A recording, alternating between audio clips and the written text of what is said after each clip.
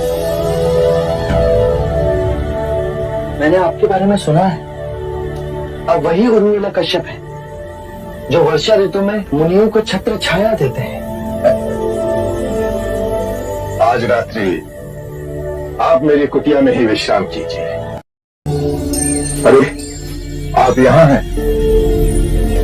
आज जब हम अपने शिष्यों से वार्ता कर रहे थे तो आपको वहां नहीं पाया। मैं वहां उपस्थित नहीं रहना चाहता। क्यों?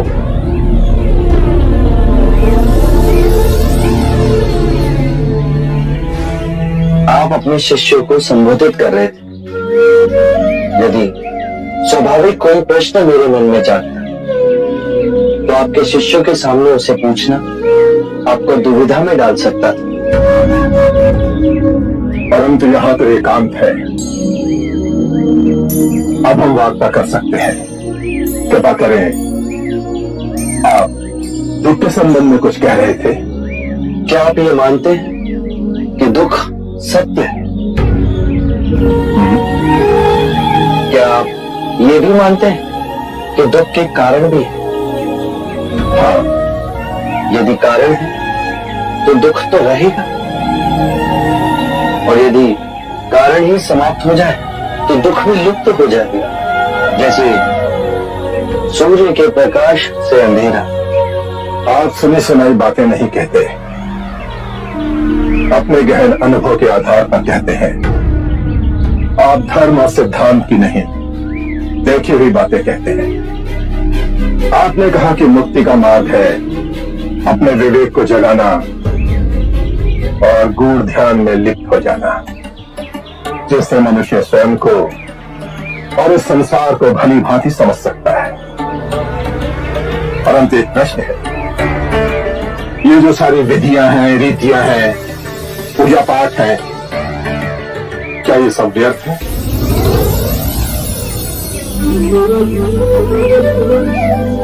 यदि कोई व्यक्ति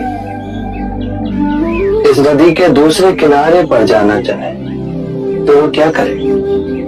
यदि जल गहरा नहीं है तो वो चलकर जा सकता है, और यदि जल गहरा है तो वो नाव की सहायता से जा सकता है या स्वयं तैरकर जा सकता है। यदि वो चलना ना चाहे और ना ही तैरने को तैयार और ना ही नाव ले जाने को तैयार, और वो कहे कि मैं प्रार्थना करता हूं इस नदी का दूसरा किनारा स्वयं चलकर मेरे पास आ जाए, तब तो ऐसे व्यक्ति को मूर्ख कहेंगे, महामूर्ख। इसी प्रकार यदि व्यक्ति अज्ञान और भ्रांति को अपने विवेक से मिटाएगा नहीं तो परम आनंद और मुक्ति के दूसरे छोर पर कैसे पहुंच पाएगा? चाहे वो पूजा करे या अनुष्ठान या व्रत करे या किसी नीति पर चले, वो इस किनारे ही रहेगा। हमने सारे शास्त्रों को पढ़ा, उन पर व्याख्या की, परंतु जीवन के इतने जटिल सत्य को इतनी सरलता से किसी ने नहीं समझाया, किसी ने नहीं समझाया। आप इस भटकती मानवता को परम ज्ञान का मार्ग दिखाएंगे। आप करुणा के सागर हो। हे बुद्ध, आप हमें अपना अनुयायी स्वीकार करें।